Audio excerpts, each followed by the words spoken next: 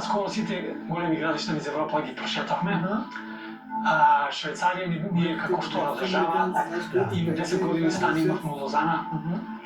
И така да, и ќе заборавив ова прилика, сакам еден човек да позадавам многу важен, што ако не беше тој оваа приказка не може да биде. Истина. Така, тој е у солзи ќе ми потече. Приказка ти е подлага, деш, се многу работа. А повише треба. Нека ти потечат сол. Тој беше втор татко. На девојчињава. Таму во Швајцарија. Наша или швајцарица? Не, братучет на Жаки. На Жаки, значи наш Тоа човек. е Ивица Резов, од Колешино, и неговата жена Танка, прекрасна жена и Хлое.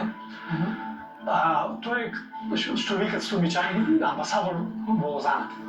Интегриран во тоа општество. Тој ни го кажа во универзитетот. Тој ни ја стани најде, тој ја прима 6 месеца кај него живееше. Тој ни беше и морална секаква поддршка. Исто така брат му, потоа отиде брат му Томица, и Дејан со нивните фамилии. И таму бевме како дома. Секојаш од него имаме возило, таму да не пречека на аеродром се. Да ми заслужил и солзи и аплаузи. Да, никој што се му кажа ова. На вистинско